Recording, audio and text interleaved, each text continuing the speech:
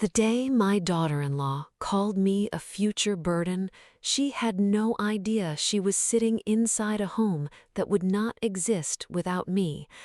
My name is Evelyn Carter. I'm 68 years old. I drive an old sedan, wear practical clothes, and to most people live a very ordinary life.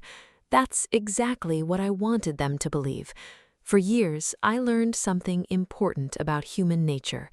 The less people know about you, the more confidently they invent your story.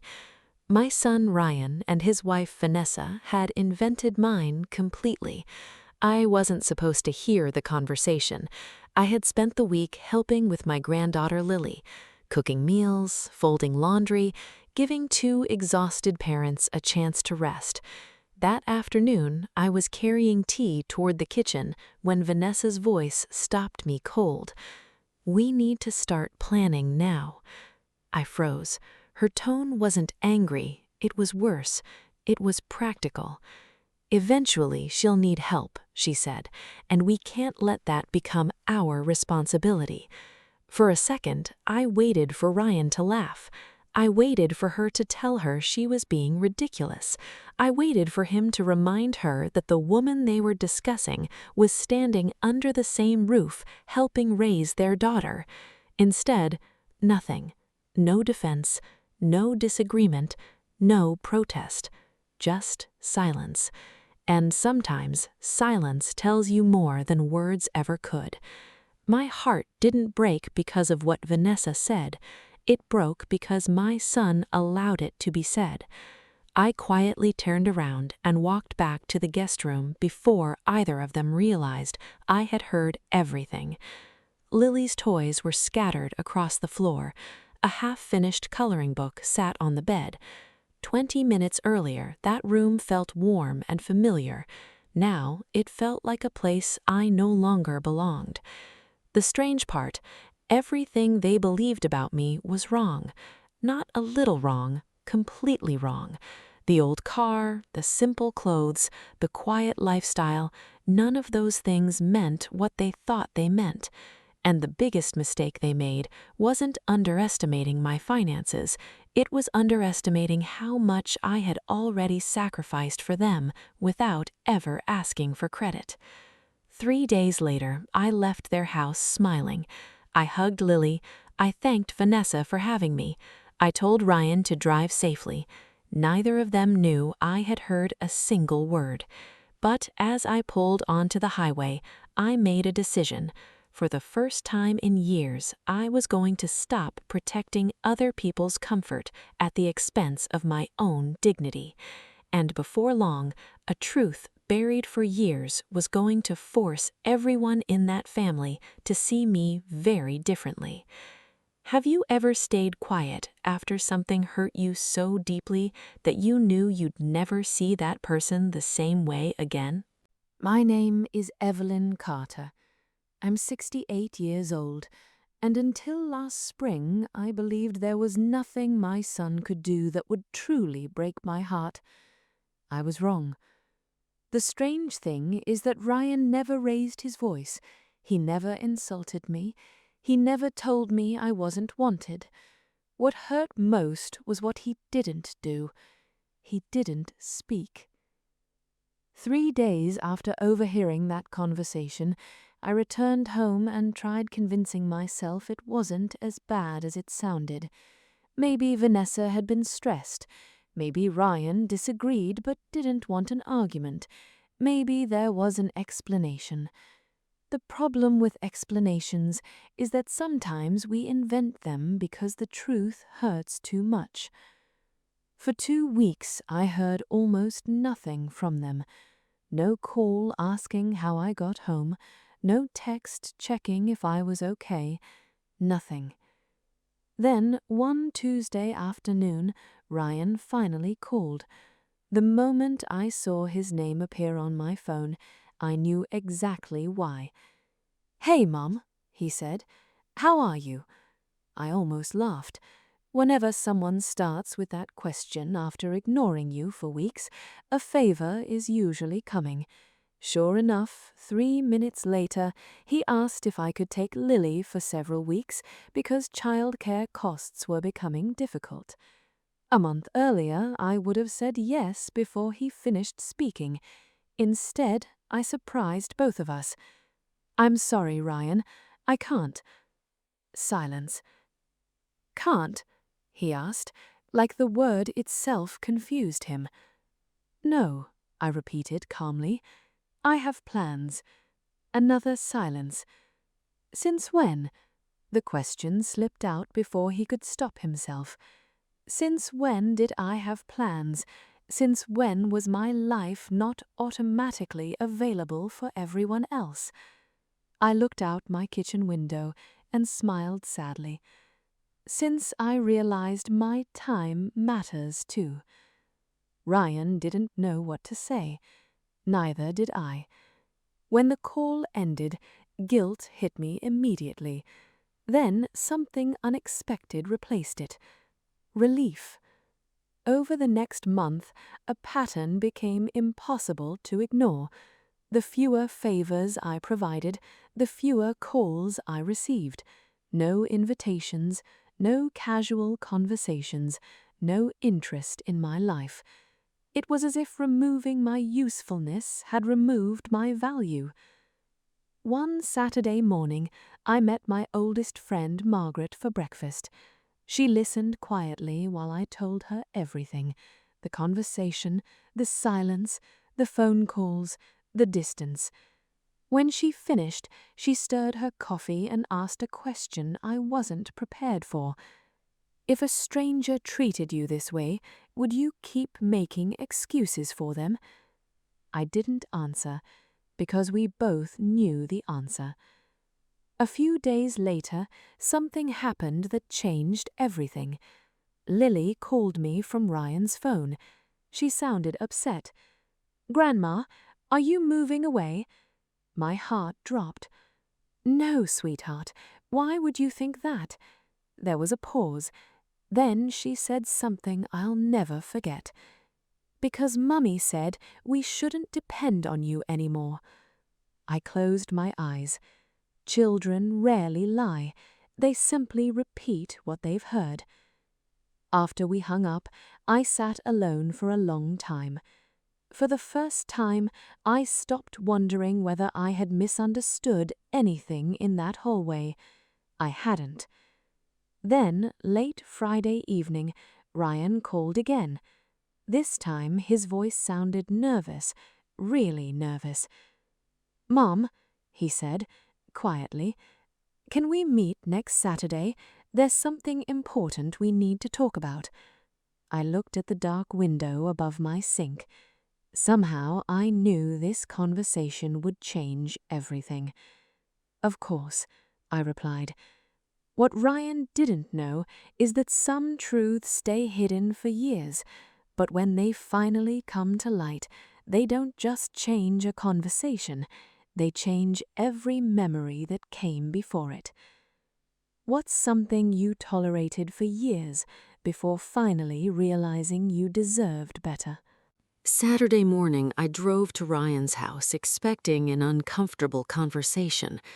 What I didn't expect was the look on his face when he opened the door. My son looked exhausted, not tired, exhausted, like someone who hadn't slept properly in days. Vanessa wasn't much better. Her eyes were swollen. Her usual confidence was gone. The moment I stepped inside, I knew this wasn't about babysitting, money, or family disagreements. Something had happened. Nobody offered coffee, nobody asked how the drive was. Ryan simply led me to the dining room, where a thick folder sat in the middle of the table. The second I saw it, my stomach tightened. I recognized the law firm's logo immediately. Ryan slowly pushed the folder toward me. "Mom," his voice cracked, "can you explain this?" I opened it. Inside were documents I hadn't seen in years. Legal agreements, property records, financial paperwork. papers that were never supposed to end up in Ryan's hands. For a moment, nobody spoke. Then Vanessa broke the silence. "We found them by accident."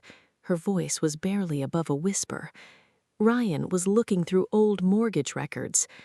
I looked down at the documents again. So that's how they found out. Ryan stared at me like he was looking at a stranger. "Please tell me this isn't true." I closed the folder carefully. "Which part?" He swallowed hard. "The trust agreement." Silence. "The emergency payment?" More silence. "The house?" The room felt smaller. He looked like a man trying desperately to make sense of something impossible. "Mom," his voice shook. "3 years ago, when we almost lost the house?" I nodded slowly. Ryan's face turned pale. "You knew?" "Yes." Vanessa grabbed the edge of the table. "But we were told the bank approved a restructuring plan." I looked at her calmly. "That's what your attorney advised everyone to believe." Nobody moved. Nobody blinked. Ryan stared at me in disbelief. "You mean—" He couldn't finish the sentence, so I finished it for him. "The restructuring never happened." The silence that followed felt endless. Vanessa covered her mouth.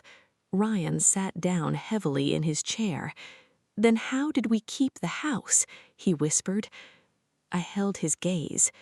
"Because I paid the amount necessary to stop the foreclosure process and placed protections around the property through a trust."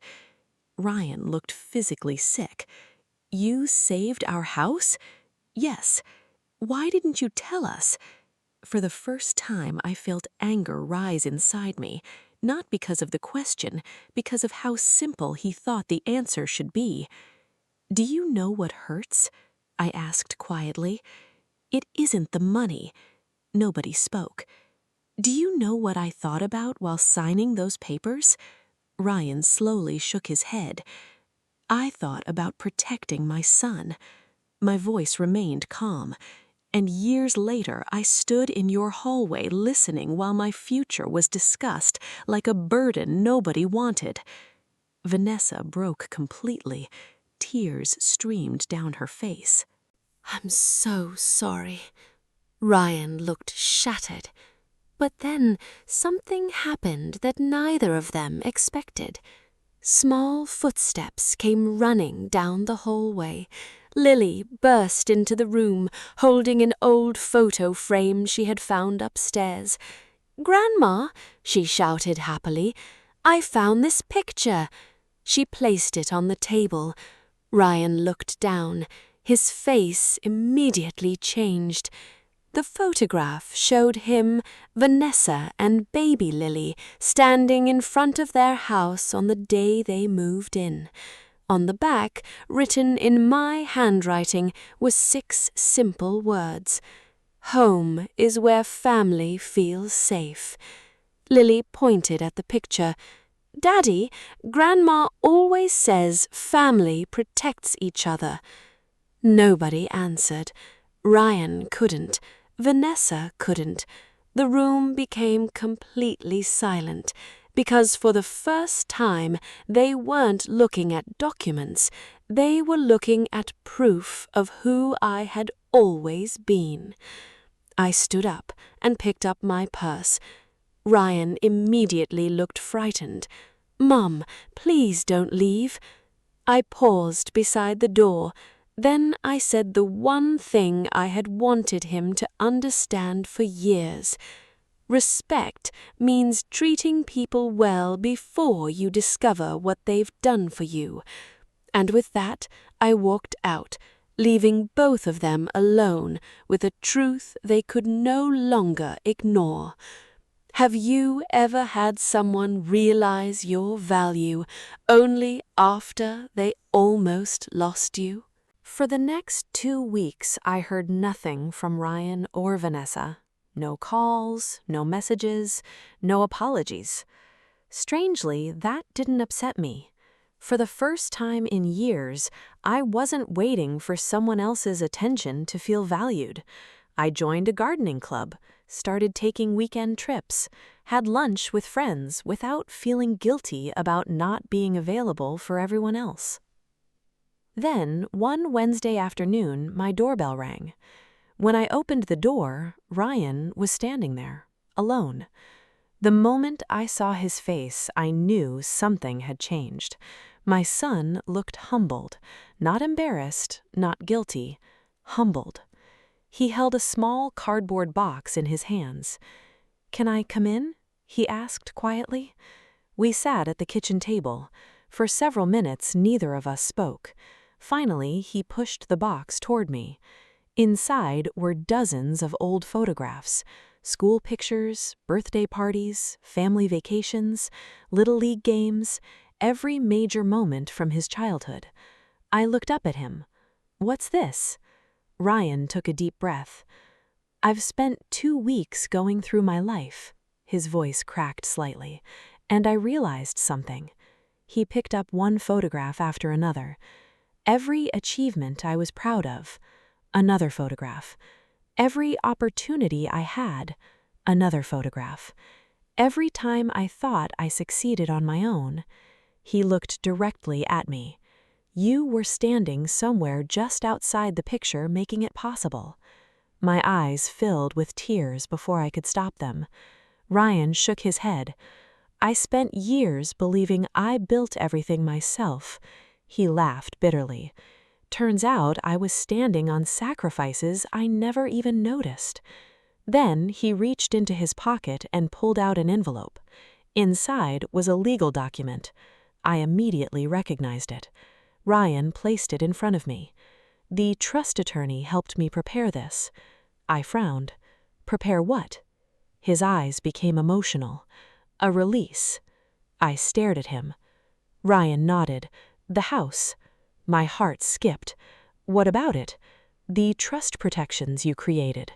He swallowed hard. "They're no longer necessary." Suddenly, I understood. Ryan wasn't asking for ownership, he was giving it back, completely. No conditions, no hidden motives, no expectations, just responsibility. For the first time in his life, he wanted to carry his own weight. "Ryan," he interrupted gently. "Mom, I don't want the house because you saved it." Tears filled his eyes. "I want to earn the right to keep it." For several seconds, I couldn't speak. Then the front door opened unexpectedly. Vanessa stepped inside, holding Lily's hand. Both of them walked directly toward me. Vanessa stopped beside the table. Her eyes immediately filled with tears. "I've rehearsed this apology 100 times, and none of them sound good enough." Nobody moved. Nobody spoke. Then she said something that surprised me. "The worst thing I ever said about you wasn't calling you a burden." I looked at her. She wiped away a tear. "It's believing your value depended on what you could do for us." The room became completely silent, because that was the truth. Not the money, not the house, not the documents. The truth. Lily suddenly wrapped her arms around my waist. "Grandma?" asked Lily. "Are you staying?" I smiled through tears. "I'm not going anywhere, sweetheart." Lily grinned. "Good." Then she pointed at all the old family photographs spread across the table. "Because every picture looks happier when you're in it." That was the moment I finally let go of the hurt. Not because of the apology, not because of the gratitude, but because for the first time everyone in that room understood what family was actually supposed to mean. 6 months later, things looked very different. Ryan called because he wanted to talk, not because he needed something. Vanessa treated kindness like something to return instead of something to consume. And me? I never went back to being available on demand. I learned that forgiveness and boundaries can exist together. In fact, they should. Looking back now, the greatest victory wasn't proving anyone wrong. It wasn't revealing the truth. It wasn't even hearing an apology. The greatest victory was finally understanding that my worth never depended on whether anyone else recognized it. If this story reminded you of someone who gave everything without asking for credit, share it with them. And tell me this: what lesson about family, respect, or self-worth took you the longest to learn? 9 months later, I was sitting in the front row of Lily's elementary school auditorium when something happened that neither Ryan nor Vanessa had warned me about. It was Grandparents' Appreciation Day. The room was full of families, folding chairs, paper decorations, proud parents holding phones, and children buzzing with excitement. I expected songs, maybe a handmade card, nothing more. Then Lily walked onto the stage carrying a small sheet of paper. The teacher smiled and explained that each child had been asked to write about the person they admired most. One by one, children spoke about athletes, actors, parents, and famous people. Then it was Lily's turn. She stepped up to the microphone and looked out at the crowd. "The person I admire most is my grandma." I smiled. My heart softened instantly. Then she continued, "My grandma doesn't look strong like superheroes in movies." A few people laughed quietly. "But my daddy says real strength doesn't always make noise." The room grew silent. Ryan lowered his eyes. Vanessa pressed a tissue against her face. Lily unfolded her paper and kept reading. "When my family was in trouble, my grandma helped us without telling anyone. When people hurt her feelings, she didn't hurt them back. And when nobody noticed everything she did, she kept loving us anyway." By now, people throughout the auditorium were wiping away tears. But Lily wasn't finished. She looked directly at me. "My grandma taught me something important." Her voice became stronger. "People who love you the most are usually the people who ask for the least." Complete silence. Then she smiled and said the one sentence nobody in that room would ever forget. "If I grow up to be half the woman my grandma is, I'll be very lucky." Tears rolled down my cheeks. Not because everyone was looking at me, not because applause erupted across the room, but because in that moment, the lesson had reached the next generation. The values survived, the love survived, the truth survived. After the ceremony ended, families gathered in the hallway. Parents chatted, teachers congratulated students, children ran between tables of cookies and punch. Then Ryan gently tapped a spoon against a glass. The room slowly quieted. Ryan looked nervous, more nervous than I had ever seen him. Then he turned toward me. "Before we leave, there's something I need to say." Every conversation stopped. Ryan took a deep breath. "For years, I thought success was something a person built alone." He glanced toward me. I was wrong. The room stayed silent. "The strongest person I've ever known isn't a CEO, an athlete, or someone famous." His voice cracked. "She's my mother." I looked down as tears filled my eyes. Ryan continued, "Everything good in my life exists because of sacrifices she made when nobody was watching. And the worst mistake I ever made was assuming I would always have her without making sure she knew how much she mattered." There wasn't a dry eye left in the room. Then Ryan walked over and wrapped his arms around me. Not the polite hug adults give, the kind of hug a son gives when he finally understands. As I held him, I realized something beautiful. Years ago, I thought the greatest gift I could leave my family was financial security. I was wrong. The greatest gift was teaching them that respect should come before gratitude, and love should never depend on usefulness. Money can save a house, but only character can save a family. Looking back, my daughter-in-law's biggest mistake wasn't calling me a future burden. My son's biggest mistake wasn't staying silent. Their biggest mistake was believing that quiet people have small stories. And if life has taught me anything, it's this: The people who carry the heaviest burdens are often the ones nobody notices until the day they stop carrying them. One day, whether they seek recognition or not, the truth always finds its way into the light. Before you go, tell me this. Who is the quiet person in your family that deserves more appreciation than they receive?